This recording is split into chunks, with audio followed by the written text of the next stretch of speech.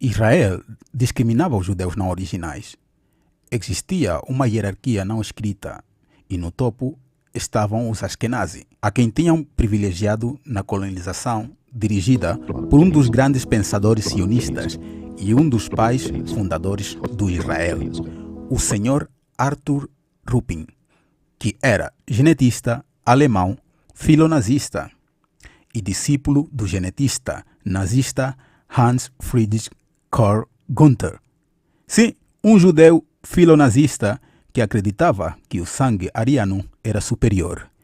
Decidiu que os Ashkenazi tinham privilégio na entrada à Palestina sobre os misraíes, que já estavam lá há 3 milénios, e os sefarditas, que tinham muito mais em comum com os judeus da Bíblia. Arthur Ruppin assimilou durante sua fase universitária as teses do darwinismo social e do racismo científico vigentes na Alemanha de finais do século XIX. Chegou a considerar os judeus como uma raça biologicamente inferior, cujas supostas desvantagens podiam ser remediadas pela assimilação e pela exogâmia com alemães e eslavos.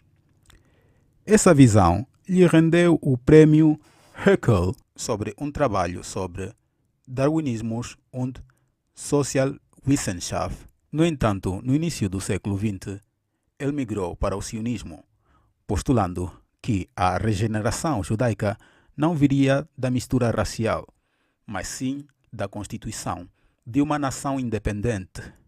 Apesar dessa guinada ideológica, manteve uma abordagem racialista e demográfica em seu trabalho.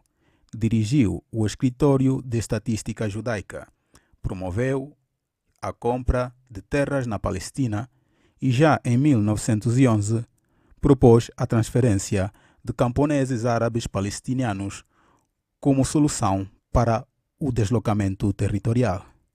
Uma ideia que, na época, os líderes sionistas rejeitaram por receio de tensões.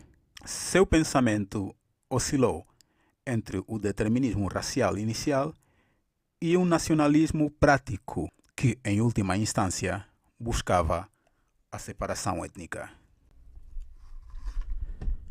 Arthur Ruppin teve uma relação direta e pragmática com o regime nazista, manifestando-se principalmente por meio de negociações oficiais e acordos práticos. Embora não fosse um colaborador ideológico, seu papel como alto funcionário sionista o levou a interagir com as autoridades alemãs para facilitar a imigração judaica. Seu principal vínculo com os nazistas foi a negociação do Acordo de Havara, de transferência, em 1933.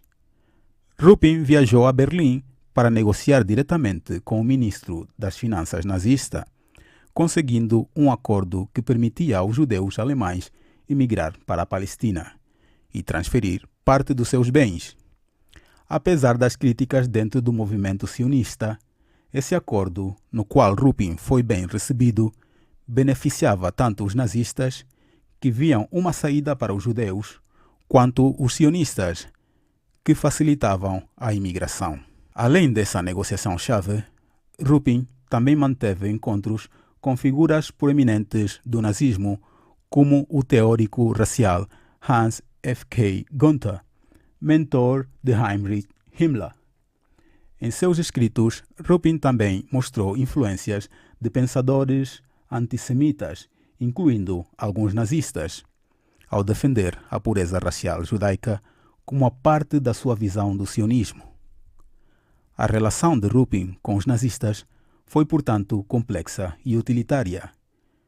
Colaborou em um acordo prático para salvar vidas, mas o fez a partir de uma posição influenciada pelas mesmas teorias raciais que sustentavam o nazismo. Isso o coloca numa posição ambivalente dentro da história sionista.